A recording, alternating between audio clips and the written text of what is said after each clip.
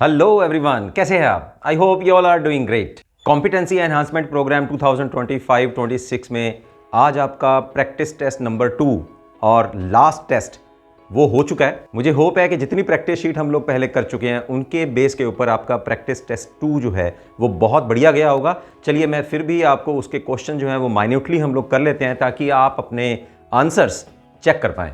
So be ready with your pen and copies. This is Dr. RPS Toor from the Quest for Maths. Only on this platform you will have expertise mathematics knowledge from school to college and competitions. So first section हम लोग करते हैं with our first question, first part.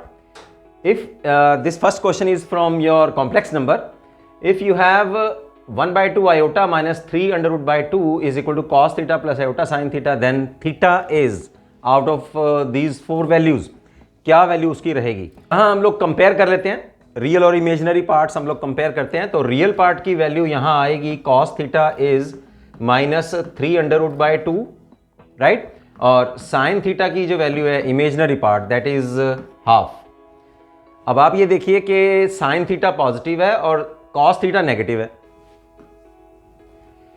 Second part देखिए इसमें, if G T is equal to tangent of T, यहां T में, T variable में tangent function आपको गिवन है and is asking you to find out the derivative.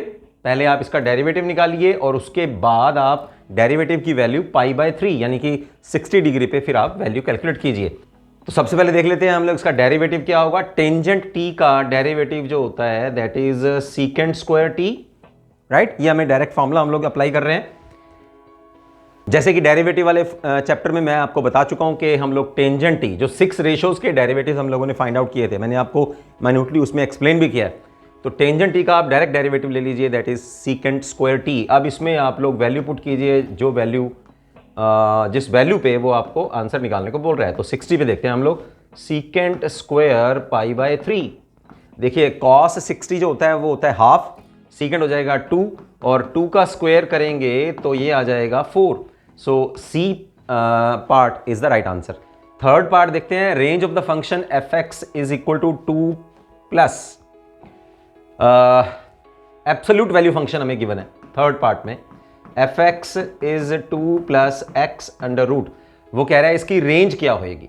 तो यहाँ 4 options हमें गिवन है, उन 4 ऑप्शंस में से हम लोगों को देखना है कि एक्स जो है एक्स कहाँ बिलोंग करेगा और कौन से सेट में यहाँ बिलोंग करता है, राइट। तो सबसे पहले हम लोग देखते हैं एब्सोल्यूट वैल्यू फंक्शन जो होता है, absolute value function. Absolute value function की जो वैल्यू होती है दैट इज ग्रेटर देन और इक्वल टू 0। यहां अब दोनों तरफ हम लोग 2 ऐड कर देते हैं। सो 2 plus x modulus is greater than 2। This means that F x is greater than और इक्वल टू 2। ग्रेटर देन और इक्वल टू 2 को हम लोग इंटरवल में कैसे लिख सकते हैं, क्योंकि इक्वल है तो यहां क्लोज्ड ब्रैकेट आएगी।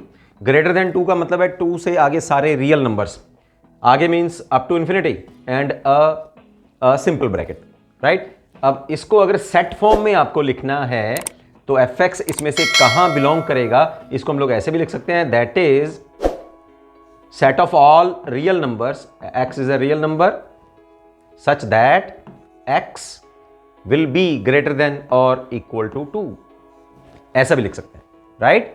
यहां फंक्शन जो है एफ एक्स दिस इज, तो रेंज ऑफ द फंक्शन क्या आएगी हमारे पास, ये फोर्थ पार्ट जो है that will be the right answer. Fourth part में हमें जो एलिप्स गिवन है X square over 16 plus Y square over 25 is equal to 1। यहां जो एलिप्स हमें गिवन है that is a vertical ellipse. इसका जो मेजर एक्सिस है that is along Y axis, ठीक है, वो वाई एक्सिस के अलोंग है और माइनर एक्सिस जो है that is along x axis. ये सिचुएशन है हमारे पास।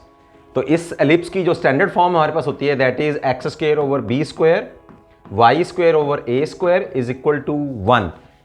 Length of latest rectum is 2b square over a. चलिए अब कंपेयर कर लेते हैं हम लोग इस स्टैंडर्ड फार्मूले को। हमें जो पर्टिकुलर एलिप्स हमारे पास गिवन है, तो यहाँ a की जो वैल्यू है a स्क्वायर इज 25, तो a की वैल्यू 5 आ गई हमारे पास। b स्क्वायर इज 16, तो b की वैल्यू 4 आ जाएगी, यहां पुट कर देते हैं। सो 2 4 square is 16 and 5 in the denominator, you will get 32 over 5. So 32 over 5 is the B part, is our right answer. Fifth part देखते हैं हम लोग। फिफ्थ पार्ट में sine 15 multiplied cos 15 is equal to, यहां जो फॉर्मूला लगेगा that is our 2 sine theta cos of theta that is sine 2 theta, right. तो अब इसको सॉल्व करने के लिए मैं क्या कर रहा हूं, ध्यान दीजिए, 2 से multiply 2 sine 15 degree cos of 15 degree, 2 से डिवाइड कर देता हूं, 2 और 2 ये कैंसिल हो जाएंगे, दोबारा वही हमारे पास एक्सप्रेशन रह जाएगा। तो नोमरेटर में मेरे पास बन जाएगा साइन 2 थीटा, यानी कि 15 को 2 से मल्टीप्लाई करेंगे तो साइन 30 डिग्री आ जाएगा। साइन 30 जो होता है दैट इज हाफ, हाफ और हाफ हमारे पास है ही डिनोमिनेटर में, तो 2 into 2 this is 1/4, so 1/4 is our C part, is the right answer. Sixth part देखते हैं। सिक्स्थ पार्ट में आपको यहां इस इनइक्वालिटी में सोल्यूशन सेट पूछ रहा है कि if s is the solution set of this inequality when x is the real number then s क्या होगा, मतलब इस सोल्यूशन सेट की वैल्यू क्या होगी। तो आप इसको सॉल्व कर दीजिए सबसे पहले। तो यहां मेरे पास x वाले हम लोग एक तरफ कर लेते हैं लेफ्ट हैंड साइड में, तो -5x -3x को मैं लेफ्ट हैंड साइड में ले जा रहा हूं, तो +3x, और 12 को जो है मैं राइट हैंड साइड में ले आ रहा हूं, तो -12 माइनस ऑफ 8, यहां बनेगा -2x इज लेस देन -20। दोनों तरफ माइनस मल्टीप्लाई कर रहे हैं तो साइन जो है वो चेंज हो जाएगा, 2x will be greater than 20, और +2 से डिवाइड कर रहे हैं, सो x विल बी, इसका मतलब इक्वल साइन नहीं है तो यहां भी ओपन ब्रैकेट आएगी, और इधर भी राइट हैंड साइड में ग्रेटर देन 10 का मतलब है 10 से बड़ा, राइट, तो 10 इन्फिनिटी आ जाएगा। तो यहां अगर हम लोग सी पार्ट को भी चेक करें, सी, तो ये सी पार्ट ठीक नहीं रहेगा क्योंकि ये ऐसा सेट है जिसमें 10 इंक्लूड है, राइट, तो ये नहीं होने वाला। अब यहां -∞ टू 10 तो वैसे भी नहीं है, और -∞ टू -10 वो भी नहीं है, क्योंकि negative side x number line में नेगेटिव साइड में नंबर हमारे पास है नहीं, 10 से बड़े नंबर्स हैं, तो ये वाला 10 उसमें इंक्लूड नहीं है, that's why here we have the open interval B there. Okay, चलिए ये था हमारे पास सेक्शन ए। चलते हैं बच्चों सेक्शन बी में, जहां हमारे पास 2 मार्क्स के क्वेश्चंस है, और first question is from our complex number. Here you have given z bar that is 12 minus 5 iota and he's asking you to find out real part of 1 over z. Okay, तो सबसे पहले हम लोगों को यहां से z निकालना पड़ेगा। तो z पार आपके पास गिवन है 12 माइनस 5 आयोटा, तो z क्या हो जाएगा, कॉन्जुगेट का फिर कॉन्जुगेट ले लेते हैं, तो 12 माइनस 5 आयोटा का फिर से कॉन्जुगेट लेंगे, तो आपके पास यहां आ जाएगा आयोटा टू माइनस आयोटा करेंगे तो आपके पास ये ओरिजिनल कॉम्प्लेक्स नंबर जो है वो ये आ गया 12 प्लस 5 आयोटा। अब 1 ओवर z निकालना है। ओके, तो 1 ओवर z रेसिप्रोकल निकाल रहे हैं, राइट, तो ये आ गया हमारे पास 12 प्लस 5 आयोटा, रैशनलाइज कर देते हैं, 12 माइनस 5 आयोटा से मल्टीप्लाई और 12 माइनस 5 आयोटा से डिवाइड, ठीक है। नोमरेटर में हमारे पास आ गया 12 माइनस 5 आयोटा, और डिनोमिनेटर में हमारे पास आ जाएगा 144 प्लस 25, ठीक है। अब नोमरेटर में है हमारे पास 12 माइनस 5 आयोटा, और डिनोमिनेटर में आ जाएगा 1 ओवर 69, तो real part of 1 over z will be equal to 12 over 169। This is your answer. ये था हमारे पास second question, that is of worth 2 marks. Third question देखिए बच्चों। थर्ड क्वेश्चन में यहां आपके पास 2 पार्ट्स हैं, and that is from your permutation and combination chapter. First part में हमारे पास है group consist of 5 girls and 6 boys. तो जैसा हमें गिवन है हम लोग वैसे ले लेते हैं। एक ग्रुप में हमारे पास 5 गर्ल्स हैं और 6 बॉयज हैं, right, G for girls and B for boys, तो टोटल हमारे पास 11 है, 11 मेंबर्स हैं, ठीक है। In how many ways can a team of 4 members can be selected if the team has at least 3 boys. कह रहे 4 मेंबर्स की हमें टीम सिलेक्ट करनी है, उस टीम में 4 मेंबर्स होने चाहिए, राइट, और इस तरह से होने चाहिए कि उस टीम में जैसे भी हम लोग टीम सिलेक्ट करें कम से कम 3 लड़के तो हो ही हों। तो ऑप्शन क्या बन सकते हैं, ऑप्शन बनेंगे, देखिए टीम बनानी है आपको, ग्रुप बनाना है, तो यहां कॉम्बिनेशन वाला जो टॉपिक है वहां से फार्मूला लग रहा है, ठीक है, हम लोग कॉम्बिनेशन यूज कर रहे हैं। तो यहां सबसे पहले ऑप्शन क्या क्या हो सकते हैं, ऑप्शन ये हो सकता है कि कम से कम 3, तो 3 बॉयज एंड 1 गर्ल, उस ग्रुप में या टीम में 3 लड़के हों और 1 लड़की हो, ऐसा ऑप्शन हो सकता है, 4 पूरे हो जाएंगे। या मींस प्लस, राइट, चारों के चारों लड़के हों और कोई लड़की ना हो, 0 गर्ल, क्योंकि टीम कितनी बनानी है हमें, 4 मेंबर्स की बनानी है। चलिए अब हमारे पास जो सिलेक्शन है वो क्या होगा फिर, तो टोटल सिलेक्शन या टोटल कॉम्बिनेशंस हमारे पास क्या बनेंगे। फर्स्ट ऑप्शन में देखिए बॉयज हमारे पास कितने हैं, 6 में से कितने चूज करने हैं, 3, तो 6C3 multiplied with 1 girl, total girl कितनी है 5, उसमें से एक लड़की लेनी है। और का मतलब यहां तो ऐसा सिलेक्शन हो तब भी 4 की टीम बन जाएगी, या मींस प्लस 4 बॉयज, 6 बॉयज में से 6 बॉयज में से 4 लड़के ले लें तो भी टीम पूरी हो गई। और मल्टीप्लाइड गर्ल लेनी ही नहीं, तो यहां तो मैटर बनता ही नहीं कि अब गर्ल का कोई मैटर आएगा हमारे पास, तो गर्ल्स वाला ऑप्शन खत्म, राइट। चलिए अब इसको सॉल्व कर लेते हैं हम लोग। कॉम्बिनेशन वाले हमारे पास फॉर्मूले हैं, कॉम्बिनेशन का फॉर्मूला डायरेक्ट यहां लगा सकते हैं। NCR this is equal to n factorial, this is equal to n factorial over r factorial multiplied with n minus r factorial.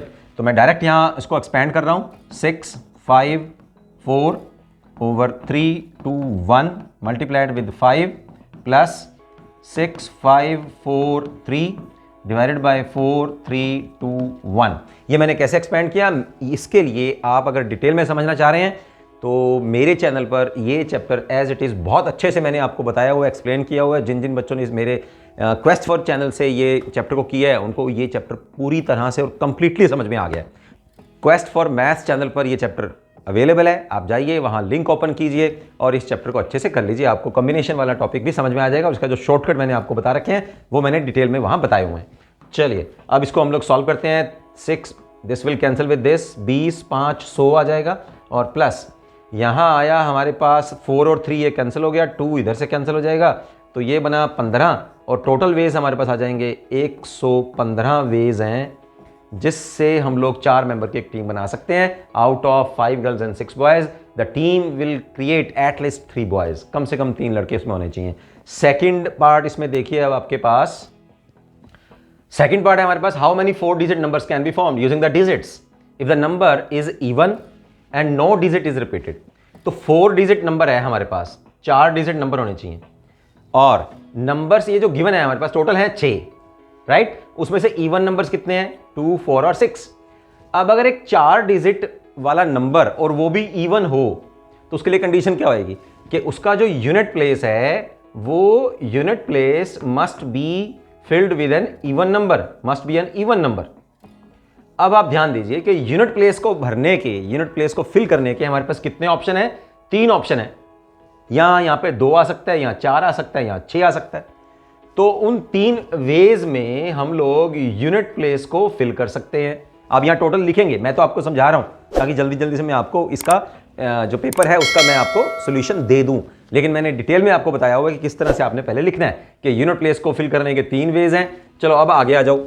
अब उन 3 वेज से एक नंबर सपोज करो कि मैंने यहाँ 2 फिल कर दिया, राइट। अब मेरे पास बाकी नंबर कितने बचे हैं, अब मेरे पास 5 नंबर बचे हैं जो मैं सेकंड प्लेस पे यूनिट और 10th प्लेस पे मैं वहां फिल कर सकता हूं। तो 10th प्लेस को फिल करने के मेरे पास 5 वेज अब बचे हैं।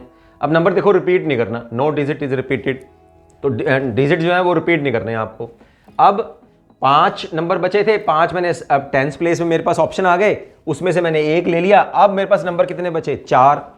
तो 100th प्लेस को फिल करने के मेरे पास 4 तरीके हैं, और units place, 10th place, 100th place और 1000th प्लेस को फिल करने के देखो 4 नंबर बचे, चारों में से मैंने 1 नंबर यहां भर दिया। अब 3 नंबर मेरे पास बचे हैं, तो 3 वेज में मैं 1000th प्लेस को फिल कर सकता हूं।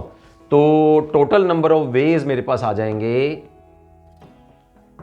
कि जिससे मैं एक 4 डिजिट का इवन नंबर मैं बना सकता हूं by the fundamental theorem of counting, right. तो 3 × 4 × 5 × 3, राइट। 20 60 और 3 मल्टीप्लाई करेंगे तो 180 तरीके मेरे पास आ जाएंगे जिससे मैं 4 डिजिट का एक इवन नंबर फिल कर सकता हूं इन नंबर्स की हेल्प से, और वो डिजिट रिपीट नहीं होने चाहिए, राइट। तो ये था मेरे पास 3rd क्वेश्चन का सॉल्यूशन। 4th क्वेश्चन की स्टेटमेंट देखते हैं बच्चों। Find the equation of the line passing through this point. तो इस पॉइंट जो गिवन पॉइंट है उसका नाम मैं ले रहा हूं यहां, सपोज कर रहा हूं let A B the given point and perpendicular to the another line you have given another line here 2x - 5y + 7 = 0। उस लाइन का नाम हम लोग ले रहे हैं CD, हम लोग मान लेते हैं, ओके। और पहले तो हम लोगों को इस लाइन की इक्वेशन निकालनी है जो फर्स्ट लाइन में हमें बोल रहा है। Also determine the coordinates of the foot of the perpendicular from the point to the given line. अब इस लाइन का जो फुट है परपेंडिकुलर का, उसके कोऑर्डिनेट्स भी हम लोगों को निकालने हैं, राइट। तो सबसे पहले आप लोगों को ये पता होना चाहिए कि अगर दो लाइंस आपस में परपेंडिकुलर हैं, एक की स्लोप m1 है, दूसरे की स्लोप m2 है, तो दोनों की मल्टीप्लिकेशन जो होती है दैट इज -1 होती है। इसका मतलब अगर एक की स्लोप हमें पता है, दूसरी की निकालनी है, तो m1 की स्लोप जो आएगी वो हो जाएगी inversely proportional, okay, with a negative sign. तो यहां जो गिवन लाइन है उसकी स्लोप आप निकाल लीजिए, slope of the given line, slope of given line, तो वो क्या है हमारे पास, ये मैं आपको जब स्ट्रेट लाइन का हम लोगों ने क्वेश्चंस किए थे मैंने आपको बताया था, minus of coefficient of x over coefficient of y, सीधा सा निकाल लीजिए विद नेगेटिव साइन। ये फॉर्मूला बताया था मैंने आपको। तो यहां माइनस कॉफिशिएंट ऑफ x कितना है 2 और कॉफिशिएंट ऑफ y कितना है -5, so the slope of CD is 2/5, ठीक है। अब परपेंडिकुलर की स्लोप कितनी आ जाएगी, परपेंडिकुलर की स्लोप आ जाएगी इसका inversely proportional with a negative sign. तो slope of the required line, slope of required line this is equal to -1/2/5, तो कितनी आएगी -5/2।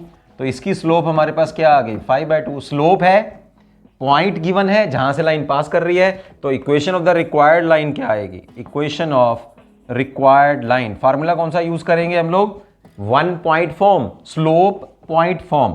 वो क्या होता है y - y1 is equal to m the slope of the required line x - x1। तो यहां पुट कर देते हैं y - y1, y1 इज -2, तो यहां -2 आ जाएगा, m इज जो अभी हम लोगों ने निकाला है -5/2, x - x1 इज 3। सॉल्व कर लेते हैं, y + 2 है ना, और 2 हम लोग इधर लेफ्ट हैंड साइड में मल्टीप्लाई कर लेते हैं, क्रॉस मल्टीप्लाई, तो ये बनेगा 2y + 4 this is equal to -5x + 15, या हम लोग इसको ऐसे कह सकते हैं 5x + 2y - 11 is equal to 0। ये आ गई आपके पास रिक्वायर्ड लाइन की इक्वेशन, ठीक है, इक्वेशन ऑफ रिक्वायर्ड लाइन। तो एक आंसर हमारे पास आ गया है। एक ये जो गिवन लाइन थी इसको हम लोग इक्वेशन नंबर 1 ले लेते हैं, और जो रिक्वायर्ड लाइन है इसको हम लोग इक्वेशन नंबर 2 मान लेते हैं। सेकंड की तरफ चलते हैं, सेकंड आंसर जो पूछ रहा है, also determine the coordinates of the foot of the perpendicular from the point to the given line. उस पॉइंट से उस लाइन के ऊपर ये जो फुट है उसके कोऑर्डिनेट्स में हम लोगों को निकालने हैं। अब आपको फिगर जो है, जो रफ फिगर मैंने बनाया है, वहां आपको क्या पता लग रहा है कि ये जो फुट ऑफ द परपेंडिकुलर है that is the point of intersection of the required line and the given line, ठीक है ना। तो इसका मतलब अगर इन दोनों का पॉइंट ऑफ इंटरसेक्शन हम लोग निकाल लें तो क्या बनेगा, बी आ जाएगा मेरे पास। इक्वेशन नंबर सेकंड से हम लोग y की वैल्यू निकालते हैं, the value of y from our equation number 2, 11 - 5x divided by 2। तो ये y की वैल्यू जो है हम लोग इसको सब्स्टिट्यूट करते हैं, सब्स्टिट्यूट इन इक्वेशन नंबर 1। तो यहाँ आएगा 2x - 5, 11 - 5x divided by 2 + 7 is equal to 0। Solve करेंगे इसको बच्चों, तो 2x यहाँ एलसीएम ले लेंगे, 4x - 55 + 25x + 14 इक्वल टू 0। तो यहाँ ये आएगा 29, और इसमें से इसको माइनस कर देंगे तो ये बनेगा राइट हैंड साइड में हमारे पास ये बनेगा 41। तो ये 29 x इज इक्वल टू 41, तो x की वैल्यू मेरे पास आ जाएगी 41/29। तो put this value here in this expression, the value of y will be, यहां हम लोग x की वैल्यू पुट कर देते हैं 41/29 डिवाइडेड बाय 2, तो y की वैल्यू मेरे पास आ जाएगी 57/29 आफ्टर सॉल्विंग दिस एक्सप्रेशन। तो बच्चों ये x और y की जो वैल्यूज हैं, these are the coordinates of the foot of the perpendicular that is drawn from this point to the given line. Okay, तो ये था हमारे पास फोर्थ क्वेश्चन। 4 मार्क्स के क्वेश्चन देख लेते हैं बच्चों। सबसे पहला क्वेश्चन है हमारे पास, if tangent x is equal to -8/15 and x lies in the fourth quadrant. 3π/2 का मतलब है थर्ड क्वाड्रेंट, और थर्ड क्वाड्रेंट में ये π/2 का मल्टीपल है। तो इसका मतलब ये बना, अगर हम इसको सॉल्व करते हैं 3π/2, हमारे पास कॉम्प्लीमेंट्री एंगल्स में π/2 के अगर मल्टीपल्स हों तो वो चेंज हो जाएगा, माइनस थर्ड क्वाड्रेंट है ना, तो थर्ड क्वाड्रेंट में साइन नेगेटिव होता है, तो ये बनेगा माइनस कॉस ऑफ x/2। तो इसका मतलब जो वैल्यू हमने ये फाइंड आउट करनी है, उसका मतलब है कि हमें माइनस कॉस ऑफ x/2 की वैल्यू पता करनी है, राइट। तो चलते हैं, गिवन क्या है हमारे पास, tangent of x is equal to -8/15। तो यहां सीकेंट स्क्वायर x की वैल्यू आ जाएगी 1 plus tangent square x, value put कर देते हैं वहां। तो सीकेंट x की वैल्यू आएगी यहां 1 प्लस 64/225, ऐड कर देते हैं और एलसीएम भी ले लेते हैं 225, और यहां आएगा 289। यस, यहां ऐड करेंगे इनको, 289 आ जाएगा। 289 जो है यहां प्लस माइनस 17/15, तो सीकेंट x की वैल्यू जो है ये आई हमारे पास 17/15। बच्चों अब ध्यान देने वाली बात है कि x जो है वो फोर्थ क्वाड्रेंट में है, because x lies in fourth quadrant. तो फोर्थ क्वाड्रेंट में कॉस और सीकेंट जो होता है वो पॉजिटिव होता है, therefore secant x is plus 17/15। तो सीकेंट आ गया तो यहाँ कॉस x भी आ जाएगा, कॉस x की वैल्यू आएगी 15/17। तो ये निकाल के हम लोगों ने रख ली है, और this is our equation number 1। अब चलते हैं, क्योंकि हम लोग यहाँ हाफ एंगल तक पहुंचना चाहते हैं, और फोर्थ क्वाड्रेंट में x जो है वो पॉजिटिव है और फोर्थ क्वाड्रेंट में लाई कर रहा है, तो x/2 फिर चेक कर लेते हैं, because x lies in fourth quadrant. तो फोर्थ क्वाड्रेंट में फिर क्या हमारे पास इनइक्वालिटी होती है, 3π/2 less than x is less than 2π, यानी कि 3π/2 से लेके 2π तक x की वैल्यू लाई करती है जब हम लोग x जो है वो फोर्थ क्वाड्रेंट में लाई करे। तो दोनों तरफ अब जो है हम लोग 2 से डिवाइड कर देते हैं, तो 3π/4 is less than x/2 and this is less than pi. तो 3π/4 से लेके पाई के बीच में अब x/2 इंक्लूड करता है। इसका मतलब अगर x फोर्थ क्वाड्रेंट में है तो x/2 जो है वो लाई करेगा, लाइज इन सेकेंड क्वाड्रेंट। अब ये बात आपने ध्यान रखनी है, क्योंकि हमें x/2 का आंसर लेके आना है। यहां cos x हमारे पास है, तो cos x/2 की वैल्यू फिर निकाल लेते हैं हम लोग। यहां हमारे पास cos 2θ का फार्मूला होता है 2 cos स्क्वायर थीटा -1, यहां होता है 1 - 2 sin स्क्वायर थीटा, है कि नहीं। तो हम लोग ये वाला यूज कर लेते हैं, मतलब जितना ये एंगल है उससे आधा होता है यहां। तो हमारे पास cos x की वैल्यू गिवन है, तो यहां से cos स्क्वायर x/2 की वैल्यू कितनी हो जाएगी, यानी कि हाफ ले रहा हूं ना मैं, है ना। तो ये बनेगी 1 plus cos of x divided by 2, है कि नहीं। इस फार्मूले को हम लोग यूज कर रहे हैं, cos x की वैल्यू जितनी होगी उससे आधी यहां आ जाएगी, ठीक है। तो यहां अब जो हम लोग cos x की वैल्यू निकाल आए हैं वो यहां पुट कर देते हैं, तो ये बनेगी 1 प्लस 15/17 डिवाइड बाय 2, तो 17 और 15 हो जाएगी 32/34। तो ये वैल्यू आई हमारे पास cos स्क्वायर x/2। तो cos x/2 की वैल्यू क्या आ जाएगी फिर, this is equal two plus minus 32√34। x/2 कहां लाई करता है, सेकेंड क्वाड्रेंट में।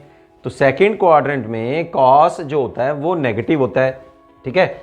यहां लिखेंगे cos of x/2, this is negative 32/34 because x/2 lies in second quadrant, ठीक है। उस वजह से यहां प्लस माइनस लिया था तो नेगेटिव हम लोगों ने वैल्यू ले ली है।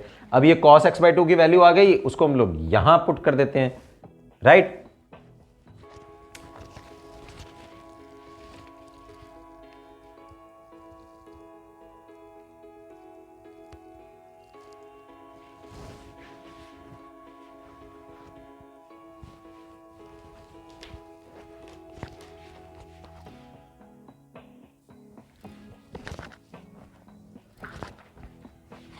यहां हमारे लगभग आंसर आ चुका है, बस हमें cos x बाई टू की वैल्यू यहां पुट करनी है, विद नेगेटिव साइन लेना है और ये प्लस हो जाएगा। उससे थोड़ा सा इसको सॉल्व कर लेते हैं। देखिए बच्चों यहां 32 है, तो 32 को ये नेगेटिव है, इसको हम लोग कैसे लिख सकते हैं, 16 और 2 फैक्टर कर लेते हैं। 16 का अंडर रूट निकालेंगे तो 4 आ जाएगा, और 2 जो है कि नहीं, इसको मैं थोड़ा सा आपको ऐसे लिख के दिखा देता हूं, माइनस ऑफ 16 गुना 2/34। ठीक है, ये 2 यहां से कैंसिल हो रहा है, तो 17 अंडर रूट बचेगा, 16 का स्क्वायर रूट लेंगे तो 4 और 17 अंडर रूट ये बच जाएगा। तो cos x बाई टू की जो वैल्यू हमारे पास आई है that is -4/17 under the root. लोग इस वैल्यू को यहां पुट कर देते हैं और एक नेगेटिव साइन और ले लेंगे तो माइनस और माइनस प्लस हो जाएगा। So our right answer, so our required answer is 4/17 under the root. ये बहुत ही इंपॉर्टेंट क्वेश्चन है, ध्यान रखना है आपने। टेंजेंट से शुरू हुए हैं और हम लोग पहुंचे हैं लास्ट में cos x बाई टू के ऊपर। ठीक, so this is your 5th question. चलते हैं अभी 6th क्वेश्चन की ओर, that is from your derivative. You have to find out the derivative of the secant 3x with respect to x using first principle of the differentiation. Secant 3x है, ठीक है, secant 3x is the reciprocal of cos, और हमारे पास first principle क्या होता है, first principle is f dash x, this is equal to limit h approaches to 0 f of x plus h minus fx divided by h। Value put कर देते हैं, आपके पास जो फंक्शन गिवन है fx is equal to secant of 3x, यहां put कर देते हैं तो मेरे पास आएगा limit of h approaches to 0 secant of 3x plus 3h minus secant of 3x divided by h। ठीक है बच्चों, अब सीकेंट जैसे मैंने आपको बताया that is the reciprocal of cos, तो क्यों ना इसको cos में हम लोग कन्वर्ट कर लें, तो ये बन जाएगा मेरे पास 1/cos of 3x plus 3h minus 1/cos of 3x divided by h। Right, चलिए अब एलसीएम ले लेते हैं हम लोग। एलसीएम लेंगे तो ये बनेगा मेरे पास limit of h approaches to 0 h, denominator में मेरे पास फैक्टर आ जाएंगे cos of 3x plus 3h into cos of 3x। LCM लेंगे तो ये बनेगा cos of 3x minus cos of 3x plus 3h। Numerator में मेरे पास फॉर्मूला है cos c minus cos d का, वो हम लोग यूज कर लेंगे। तो cos c minus cos d वाला फॉर्मूला ये बनेगा मेरे पास -2 sine of c plus d by two multiplied with sine c minus d by two. Right, तो यहां नोमरेटर में मैं ये फॉर्मूला लगा देता हूं, तो ये मेरे पास बनेगा, देखिए ये हो गया ये c and this is your d। पहले जोड़ेंगे दोनों को तो ये बनेगा 6x plus 3h by to.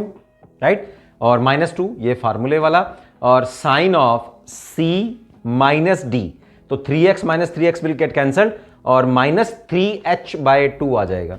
Numerator ये बन गया हमारे पास और डिनोमिनेटर एज इट इज। अब क्या करेंगे हम लोग, साइन माइनस थीटा जो होता है that is minus sine theta. ठीक है, तो ये माइनस और ये -2, ये जो फार्मूले वाला था ये मैं बाहर ले आता हूं, माइनस और माइनस प्लस हो जाएगा, तो ये 2 मैं लिमिट से बाहर ले लिया मैंने, कांस्टेंट है। अब लिमिट को हम लोग अलग अलग कर लेते हैं। देखिए मैंने क्या किया, sign of 6x by two, तो ये बन गया 3x, 3h बाई टू ये आ गया। राइट, यहां देखिए क्या किया, sign of 3h by to था, ये h मेरे पास डिनोमिनेटर में है, मैंने इस टर्म को देखिए इकट्ठा कर लिया है। अब हमारे पास ये फॉर्मूला होता है, आपको पता है, ये जब हमने लिमिट्स किया था, लिमिट्स और डेरिवेटिव्स, तो sine x over x, sine का जितना एंगल होता है उतना ही डिनोमिनेटर में होना चाहिए, तो आंसर क्या होता है 1। तो मैंने यहां क्या बनाया फिर, sine of 3h by two, जो h मैंने यहां डिनोमिनेटर में से लिया था वो ये रहा। अब 3/2 से यहां मल्टीप्लाई किया और 3/2 से नोमरेटर को मल्टीप्लाई कर दिया, ये दोनों 3/2 कैंसिल हो जाएंगे तो h ही बचेगा। ठीक है, इस 3/2 जो मैंने एक्स्ट्रा लिया वो मैंने अब लिमिट से बाहर निकाल लिया, और अब लिमिट पुट कर देते हैं। यहां h पुट करेंगे 0, तो यहां आ जाएगा 0, तो ये बन गया हमारे पास नोमरेटर में साइन ऑफ 3x ये वाला फार्मूला क्या बन जाएगा, दैट इज 1, क्योंकि sine of x by x है ना, h 0 को अप्रोच कर रहा है तो 3h/2 भी 0 को अप्रोच करेगा, तो लिमिट में मैंने लिख दिया फिर 3h/2 अप्रोचेस टू 0। ये बन गया मेरे पास ये फार्मूला, दैट इज 1। अब यहां पर लिमिट पुट करी, जैसे मैंने बताया आपको साइन ऑफ 3x डिनोमिनेटर में पुट करेंगे, कॉस ऑफ 3x प्लस 0 तो कॉस 3x आ गया, ये कॉस 3x वैसे का वैसे, तो डिनोमिनेटर में मेरे पास 2 कॉस 3x बच गए हैं, कॉस स्क्वायर 3x, उसके 2 फैक्टर्स मैंने कर लिए हैं, एक फैक्टर्स मैं साइन के साथ में एडजस्ट कर देता हूं, और एक है 1 ओवर कॉस 3x, तो 1 ओवर कॉस होता है सीकेंट, साइन ओवर कॉस होता है टेंजेंट, और ये 2 से कैंसिल हो जाएगा, मेरे पास बचेगा 3। तो आंसर हमारे पास आया with the help of first principle, the derivative of secant 3x is 3 secant 3x tangent 3x। हमें वैसे भी पता है कि डेरिवेटिव जब हम लोगों ने डायरेक्ट, मैंने आपको 6 ट्रिग्नोमेट्रिक रेशियोज के डायरेक्ट डेरिवेटिव्स बताए थे, प्रूफ भी किए थे हम लोगों ने, तो हमने ये प्रूफ किया था the derivative of secant x is secant x tangent of x। अब 3x है, तो ये तो मैंने आपको आपने अभी तक भी अगर लिमिट्स और डेरिवेटिव का चैप्टर नहीं किया तो अवेलेबल है, चैनल पर अवेलेबल है, इसी चैनल पर अवेलेबल है, जाइए और पहले वो समझ लो आप, ठीक है। देखिए ये जो एंड लाइन टेस्ट कह लीजिए या जो प्रैक्टिस शीट 2 है, इसको लाइटली मत लीजिएगा बच्चों, क्योंकि ये एक तरह से आपको बोर्ड जो है, हमारा जो बोर्ड है वो आपको एग्जामिनेशन, फाइनल एग्जामिनेशन समझ लीजिए, या प्री बोर्ड का जो एग्ज़ाम आने वाला है उसके लिए आपको बता रहे हैं कि पहले से ऐसा बोलिए कि पहले से पेपर लीक हो गया, आपको पता ही है कि आपको पता लग रहा है कि किस तरह के क्वेश्चंस हमारे एग्जामिनेशन में अवेलेबल होंगे, आने वाले हैं। तो इस तरह के क्वेश्चंस और इनके साथ के सिबलिंग क्वेश्चंस भी आप कर लीजिए। फिर भी अगर आपको कोई प्रॉब्लम आती है तो don't hesitate to comment me on the comment box, और आप मुझे व्हाट्सएप पे भी कनेक्ट कर सकते हैं और मुझे बताइए कि कहाँ आपको प्रॉब्लम आ रही है। सो हम दोनों मिल के फिर प्रॉब्लम को सॉल्व करेंगे। See you. तो यहाँ ये हमारा लास्ट जो प्रैक्टिस टेस्ट था, that is our practice test 2 in our CP programme. यहीं पर CP प्रोग्राम ख़त्म भी हो रहा है। This is the second and the last practice test. Assignments जो मैंने करवा दी हैं वो भी चैनल पर अवेलेबल हैं, वो भी आप कर लीजिए। और फाइनली अगर आप इस चैनल पर नए हैं तो अभी तक ये अगर आपने इस चैनल को सब्सक्राइब नहीं किया तो सब्सक्राइब कर लीजिए, अपने दोस्तों को, अपने क्लासमेट्स को भी इस चैनल का लिंक भेज दीजिए ताकि उनका भी फ़ायदा हो पाए, वो भी अपना प्री बोर्ड का जो एग्ज़ाम है वो प्रिपेयर कर पाएँ और फाइनल एग्ज़ाम को भी प्रिपेयर कर पाएँ। Stay tune with this channel. आने वाले वीडियोस जो होंगे बच्चों आप लोगों के लिए बहुत ही एक्साइटिंग और बहुत ही इंपॉर्टेंट होने वाले हैं, क्योंकि मैं आपको फाइनल एग्जामिनेशन की तैयारी करवाने वाला हूं, मैं आपको प्री बोर्ड एग्ज़ाम की तैयारी करवाने वाला हूं। सीरीज़ लेके आ रहे हैं जहां पर मैं आपको प्रीवियस ईयर्स के पेपर्स भी सॉल्व करवाऊंगा, और अभी जो बोर्ड के द्वारा भेजा जाएगा प्री बोर्ड का sample paper, okay, final exam के लिए जो सैंपल पेपर आएगा वो भी मैं आपको कंप्लीटली सॉल्व करवाने वाला हूं। So see you in upcoming videos. Bye bye.